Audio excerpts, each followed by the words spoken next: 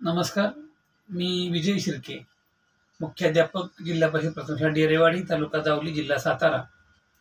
माझ्या शाळेमध्ये असणारा कॅनॉनचा प्रिंटर मी आज जान्हवी एंटरप्राइजेस, की जी विजय हाईट्स या बिल्डिंगमध्ये आहे, त्यांनी माझ्या प्रिंटरचा जो प्रॉब्लेम होता, एरर दाखवत होतं, इंक त्याची कमी झालेली होती, 15 मिनिटामध्ये मला दुरुस्त करून दिला.